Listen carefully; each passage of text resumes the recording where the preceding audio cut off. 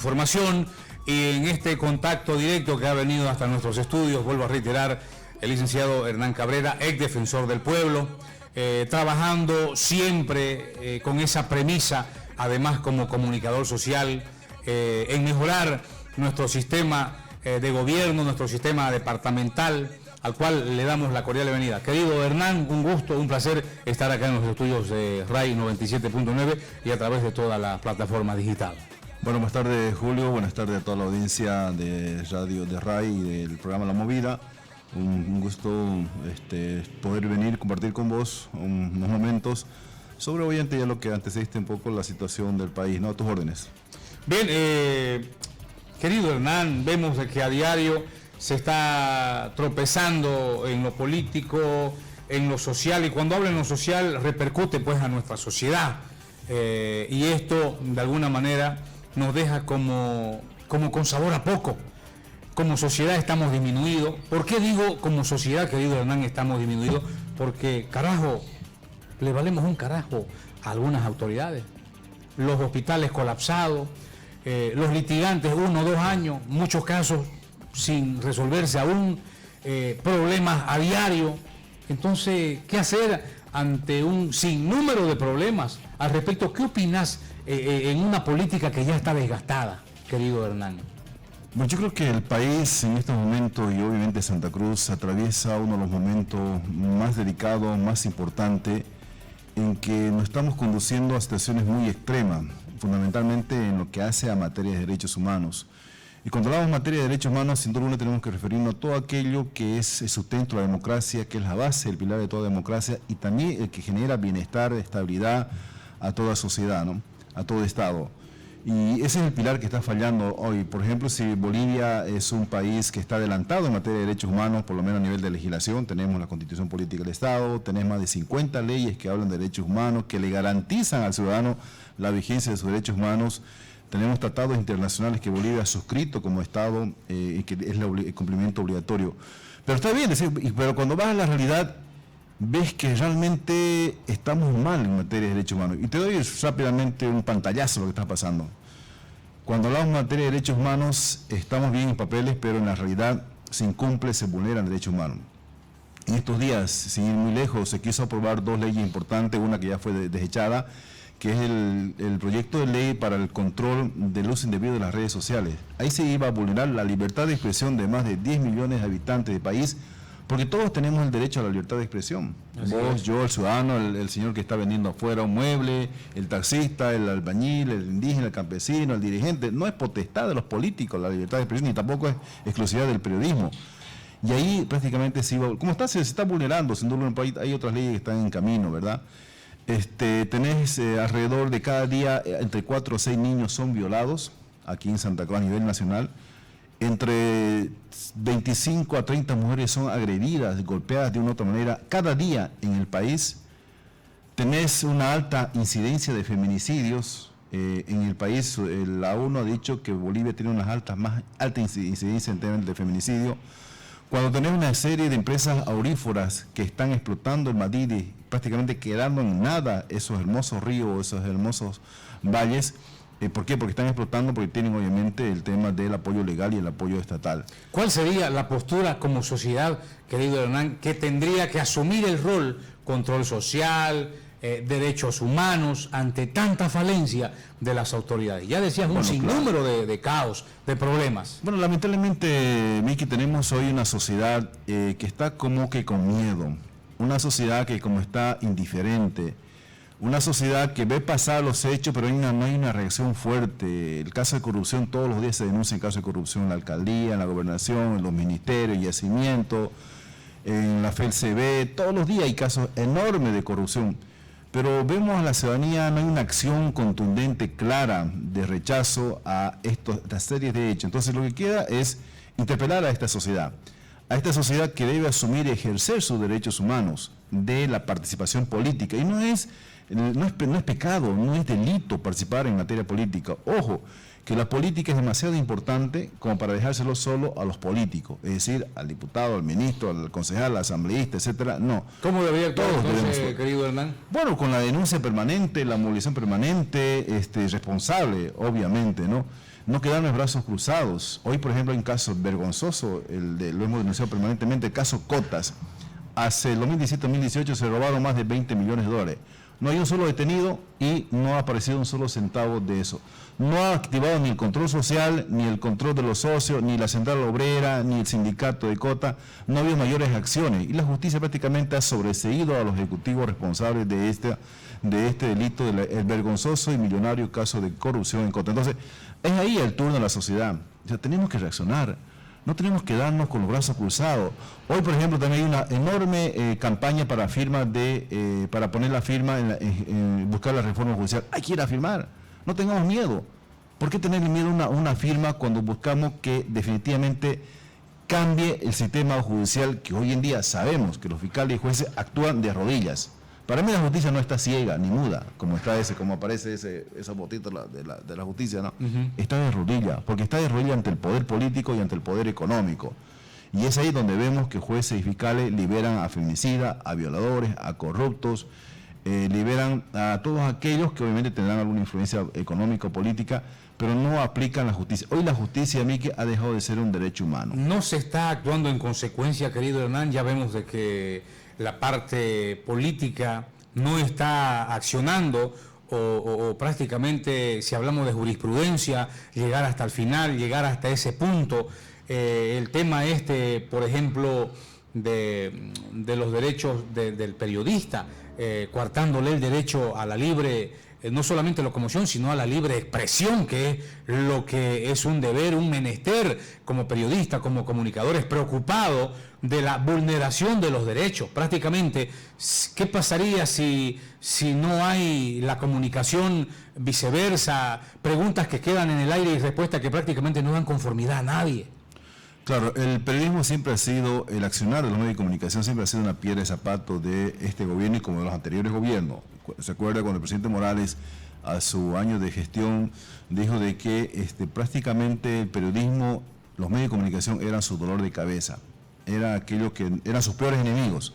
Entonces Dios dejó claramente marcada la cancha y a partir de ahí el gobierno activó procesos, no solamente temas leyes, hay medios de comunicación que se han regado por procesos judiciales, por sistema impositivo, por expresiones de una u otra manera. Entonces se trató de ahogar el periodismo. Y también, sin duda, el poder entendió lo maravilloso, lo importante que es la comunicación. Y es por eso que el gobierno tiene sus amplios medios de comunicación. Tiene radio, televisión, periódicos, tiene una serie de radios comunitarias en todo el país, donde fortaleció su capacidad de comunicación y de informar a la ciudadanía. Entonces entendió esa magnitud de la importancia de la comunicación, pero sigue en riesgo la libertad de prensa fundamentalmente. Ahora último hay en discusión un proyecto de ley que se llama Proyecto de Ley 305 de cumplimiento de los acuerdos internacionales en materia de derechos humanos, donde ahí prácticamente se dice al periodista, vos por ejemplo, si querés informar o si vas a informar o inducir supuestamente al racismo y discriminación, entonces cualquier ciudadano te puede denunciar. Ah, no, a mí que me ha dicho en su radio que yo soy un negro, soy un gordo, soy un camba o lo que sea. Entonces el tipo te denuncia y el fiscal viene y te alza calladito y te lleva a un proceso ordinario.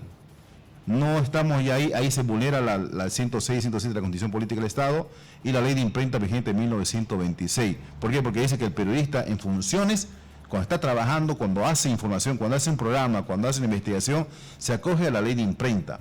Y la ley de imprenta significa que tenés un fuero, no especial ni privilegiado, sino un fuero para que un tribunal de imprenta te procese por tu trabajo que estás desarrollando. Claro, si cometés delitos, si asesinás, si violás, si robás, es aparte de eso es un proceso ordinario. Pero cuando agarré el micrófono, estás informando un hecho, ahí ese artículo persigue prácticamente eso. Persigue en primer lugar el control de la censura de los periodistas. Y el otro, que es lo más peligroso, es la autocensura.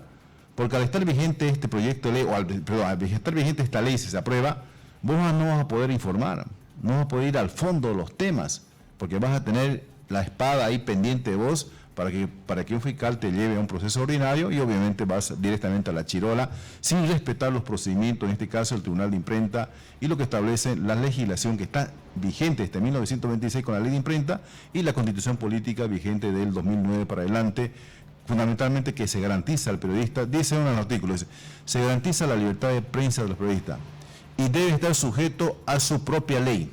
Y la propia ley, es la ley de imprenta, es la única que tenemos, que está vigente, sin duda alguna. Entonces, son los riesgos permanentes que tenemos desde el poder político. Y cuando digo poder político, me estoy refiriendo sin duda alguna al poder central, fiscales, policía, gobernación, gobierno municipal, concejales, todos.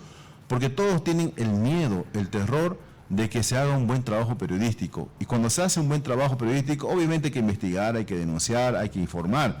Y es ahí que no le va a gustar al señor alcalde, a los concejales, al gobernador, al vicegobernador, al ministro, al diputado, al fiscal, al policía, que se investiga a fondo, ¿no? Y por eso es que siempre ya se está tratando siempre de controlar la labor de la prensa en todo espacio, en todo momento. Y eso no creo que deben permitirlo ninguna asociación periodista. Lamentablemente hay debilidad de institución porque tenemos 2 federaciones de la prensa, están tratando de hacer algo a nivel de la Asociación de Periodistas y otras instancias rechazando este proyecto de ley. Ayer hubo una manifestación, creo que fue importante. Hubo un plantón, sí. Hernán, creo, en el comando. ¿Dónde iba a ser el plantón? Sí, en la catedral, fue en la catedral. No, importante, o sea, hay que activar todos los instrumentos mediáticos, presión social, denuncia internacional, reuniones con el gobierno. Ha invitado el gobierno a través de la viceministra Alcón, una reunión para socializar, dice. Yo le he dicho a varios compañeros, no hay que socializar nada. Ustedes no pueden aceptar bajo ningún punto este articulado. O se rechaza y punto. O sea, no hay tutía. Porque dice claramente, dice todo trabajador o comunicador de un medio de comunicación que incite o informe sobre actos de racismo y discriminación será sujeto a proceso ordinario. Textual, dice. ¿Ya? Entonces, eso no tiene que aceptarlo, ni una coma aquí, ni una coma allá, o le cambiemos, porque no, se rechaza y punto. ¿Por qué? Porque tiene que estar en vigencia esta ley. Además, la ciudadanía hoy en día, a pesar, y esto es importante que me escuche, Mique, a pesar que tenemos en Bolivia, en Santa Cruz, un montón de medios de comunicación, redes sociales, de todo un poco, pero ¿cuál es la fortaleza del periodismo, de los medios de comunicación? La credibilidad. La gente cree todavía en la labor de la prensa. Por eso muchas veces cuando ve en su WhatsApp, en su teléfono, en el Facebook, de una noticia escandalosa o espectacular, obviamente no tiene que creerlo. Primero tiene que irse a un medio de comunicación, si es cierto o es mentira. Entonces, es esa la fortaleza. A pesar que estamos súper comunicados, hiperinformados, con una abundante información, cada segundo te llega información al teléfono o cuando vas a las redes sociales. Entonces, hay un montón, pero de ese montón de información, pues el 80% es falsa o es manipulada. Es por eso que está el medio de comunicación o el periodismo todavía gozando de credibilidad. Y eso no hay que perderlo nunca. El periodismo no debe perder la credibilidad. Pero en este momento, querido Hernán, con nombre y apellido, estamos disminuidos como prensa, como periodista. La libre labor esta que la hemos elegido por convicción propia, por salvaguardar muchas veces la nobleza de este pueblo, que yo digo, muchas veces estamos en pañales. Falta mucho por hacer. Bueno, a mitad del periodismo, sin duda alguna, ¿no? Que tenemos harto trabajo, que se ha avanzado bastante, creo que hay espacios importantes, hay programas que están avanzando, pero si comparamos, sin duda alguna, a nivel internacional, nos falta mucho a nivel periodismo. Más, repito, que el gobierno, el poder, entendió la importancia de la comunicación y dividió en 2 aguas. Hoy vos tenés medios de comunicación del poder, tenés periodistas del poder, que nunca van a criticar, que nunca van a denunciar un hecho de corrupción. ¿Por qué, querido Hernán? Por el tema de publicitario, porque eso es fundamental. Están comprometidos. Yo te doy a vos $50,000 al mes, pero no me saqué la infunde, es como le ha dicho el gobierno a un montón de esos medios de comunicación. Entonces $50,000 de publicidad, pero baja un poco la guardia, decime una cosita, pero disimuladamente. Entonces ese es un factor central. Y el otro es el miedo, sin duda alguna, ¿no? Y quizás el otro factor es ya de por medio, pues, la copropiedad que probablemente tengan algunos funcionarios del gobierno en determinados medios de comunicación. Muchos medios de comunicación están entre la espalda y la pared. Ya dabas un ejemplo claro y para nadie es desconocido que eso está sucediendo, está pasando. Entonces, ¿se pierde el concepto y el efecto de un buen periodista, de la buena comunicación? Porque esto ya no se claro, ya todo el mundo lo sabe, claro. Hay gente como tú mencionabas, y con nombre y apellido hay que decirle las cosas tal cual son. Claro, en la medida en que creo el conjunto de los otros medios de comunicación sigan con su trabajo esforzado, de independencia, de objetividad, de denuncia permanente, la gente tiene que seguir creyendo en el periodismo. El día que la gente no crea en el periodismo, lamentablemente vamos a estar con serias falencias en la democracia, porque ojo, la democracia es uno de los pilares fundamentales, es la labor periodística. en todo país, ya sea en dictadura, en democracia, en lo que vos querás, está el medio de comunicación pendiente. Por nada, el año pasado 2 periodistas han tenido el premio Nobel de la Paz, un periodista ruso y el otro no me acuerdo dónde, una filipina, precisamente por su labor esforzada de trabajar, de sacarse la infundia a través de las redes sociales, de la denuncia, de periodos de investigación. Entonces, se premió a su enorme sacrificio y labor. Entonces, ¿por qué no podemos hacerlo en Santa Cruz si tenemos las condiciones? Obviamente se dirá la crisis económica, se dirá que no hay plata para hacer investigación, que no por acá, pero no, yo creo que se puede, definitivamente no es inventar la pólvora, Miki. Sé que hay voluntad, hay capacidad, hay iniciativa y fundamentalmente debe haber preocupación por lo que está pasando, porque el periodismo debe acompañar a la sociedad. La sociedad necesita ser acompañada del conjunto de medios de comunicación cuando hubo un hecho delictivo, cuando ve una denuncia, cuando ve un acto irregular, cuando ve el caso Cota, por ejemplo, ahí hay que denunciarlo permanentemente, o cuando ve a un fiscal o un juez que no aplica justicia a un hecho de infanticidio o de feminicida. Entonces tenés que generar las condiciones y ahí está la prensa, el periodismo acompañando a esa sociedad en sus dolores, en sus anhelos, en su lucha, en su objetivo, en sus retos. Pero si vas a tener un periodismo ni fu ni fa o que está manipulando, mintiendo, pues esa sociedad va a pagar caro probablemente viviendo en la oscuridad, en la tiniebla, ¿no? Estamos, ya para terminar, querido Hernán Cabrera, ¿estamos mejor o peor que antes? ¿O antes estábamos mejor y ahora peor? No, yo creo que es difícil hacer eso, porque cada época tiene sus enormes connotaciones, sus enormes retos, ¿no? Yo me acuerdo de los años 80, cuando iniciamos el periodismo, el narcotráfico era tremendo. Los narcotraficantes se paseaban en la plaza, eran padrinos de promoción, estaban en todos lados. Y cuando se mató al profesor Noel Quez Mercado, recién hubo reacción. Y estamos igual en estos momentos. Las denuncias entre voceros del gobierno es permanente, que vos sos narcotraficante, que vos sos narco, qué sé yo. Pero vemos el narcotráfico realmente a flor de piel. En su máxima expresión. Yo escribí un libro hace 2 o 3 años que es Desgarrado a la cocaína, un libro donde los protagonistas de la drogadicción comentaban, ellos decían, ¿sabe qué? Dame 5 pesos y te traigo la cocaína sobrecito de cualquier lado. Vaya en la plaza, allá, en cualquier lugar, te traigo cocaína para el consumo. O sea, si hay producción, hay enorme consumo. Entonces no podemos tapar la realidad en Santa Cruz.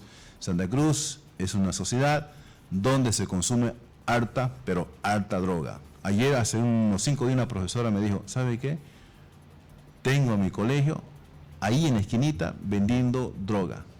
Hay gente que viene y vende droga y hemos encontrado 15 muchachos en sus mochilas sobrecitos de cocaína y marihuana. ¿Y han llamado a alguna autoridad? Claro, llaman, o sea, llaman permanentemente, van un ratito, pero no es el hecho de eso. Yo te pregunto a vos como periodista, y anda a preguntarle a un juez, ¿hay algún pez gordo de narcotráfico en la Palmasola? ¿Hay alguna persona que sea dueña de todas esas fábricas que dicen encontrar enorme en Palmasola? Preguntarle.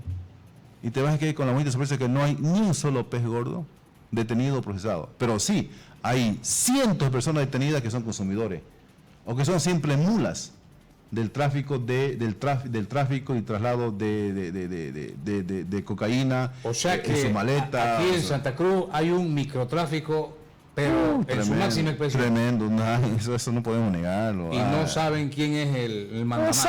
Pues sabe, yo creo que sabe, ¿no? Eso no hay secreto, ¿no? La policía sabe, si es capaz supuestamente de tener a tantos consumidores, sabe. Los mismos consumidores saben dónde consiguen la droga. No solamente hay que ser operativo como hacen permanentemente en el cordón ecológico. Hace 10 días hicieron un gran operativo. Más de 30 o 40 personas sacaron de ahí todo andrajoso, toda la gente deshecha. Lo llevaron a un centro de rehabilitación y al día siguiente volvieron allá.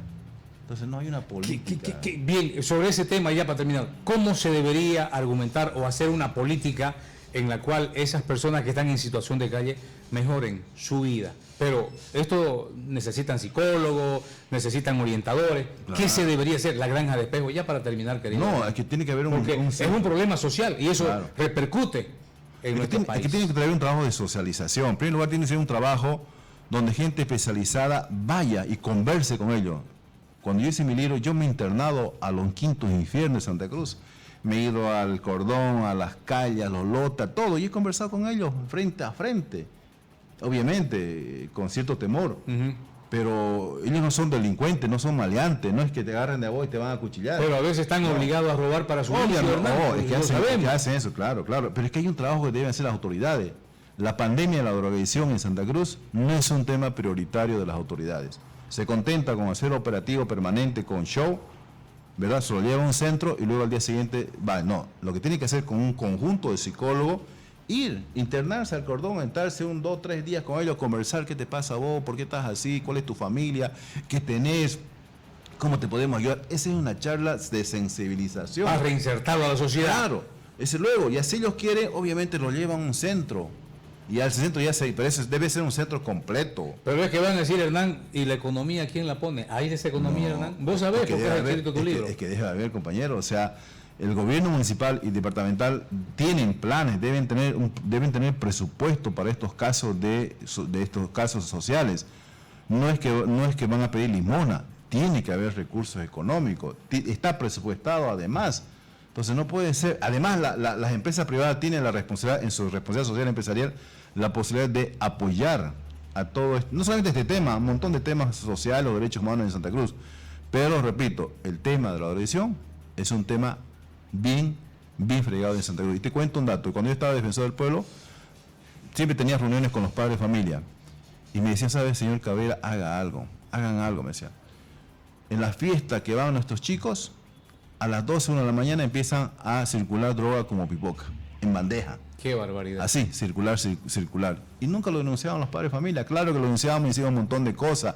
Pero también, lamentablemente, el padre de familia es corresponsable.